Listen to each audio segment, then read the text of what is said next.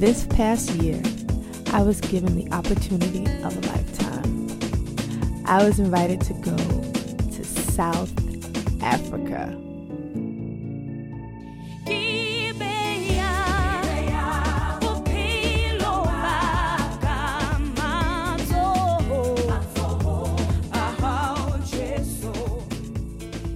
See what I saw, meet whom I met, and taste of this wonderful culture made me feel like the luckiest girl on earth.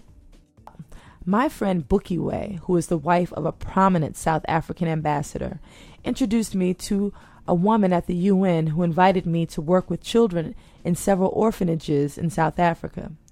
Because it was the holiday season, Bukiwe and her family were also going to be in South Africa. So we made plans to spend New Year's together.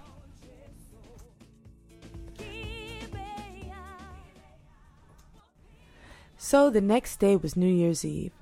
Bookie took me with her to her friend Tibby's home. We had a fantastic time. Let me tell you, this was my best New Year's ever. What really struck me and that I admired the most about my week with Bookie and her friends were their strong sense of family. Spending time with family and friends trumped everything else. I know we appreciate that here in America as well, but there I saw a greater celebration of family. Bookie and her family schedule was packed with family members and friends wanting to throw them parties and celebrate their homecoming. I mean, every day there was a cousin, friend, or sister giving a dinner or cookout of some sort in their honor.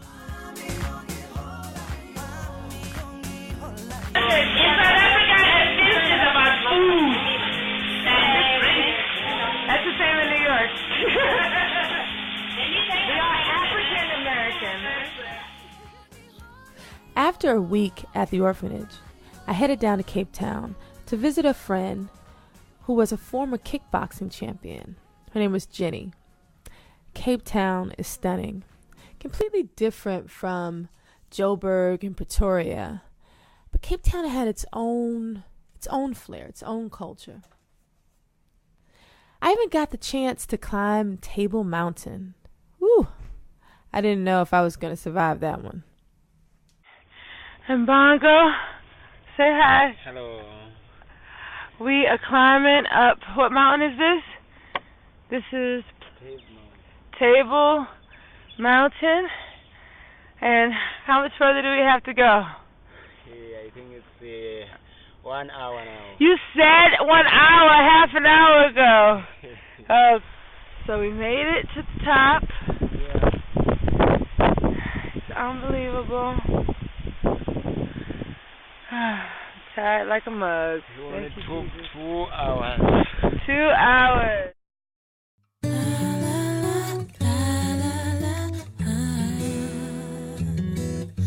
Then the next morning I got up early and took the boat to Robben Island.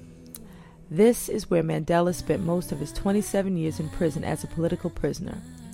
After reading his biography, A Long Walk to Freedom, it's hard not to become emotional thinking of how cold it was on the island in the winter. And if you were African, you wore shorts and a short-sleeved shirt.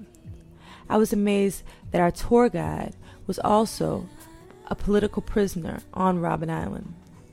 They told firsthand how they were given less than animals would receive to eat and worked in the lime mines until they developed blinding cataracts. Good man. And did I tell you about the homes they have?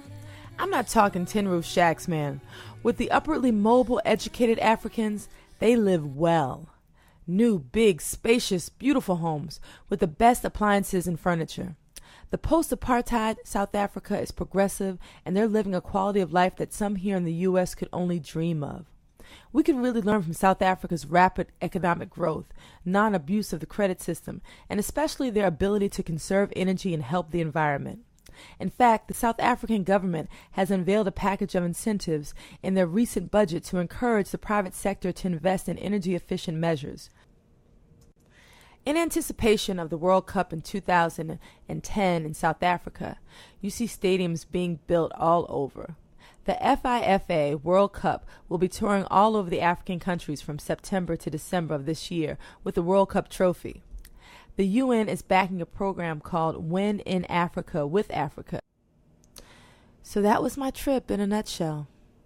Life-changing, educational, and just downright enjoyable.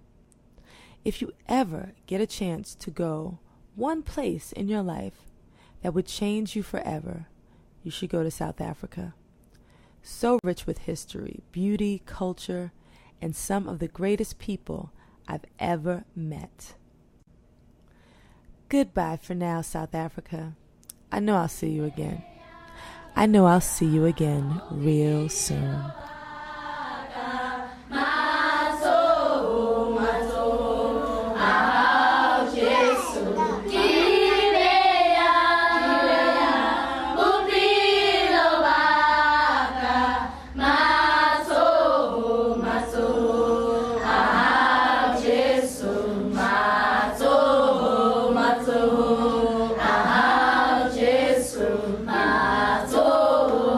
Mazo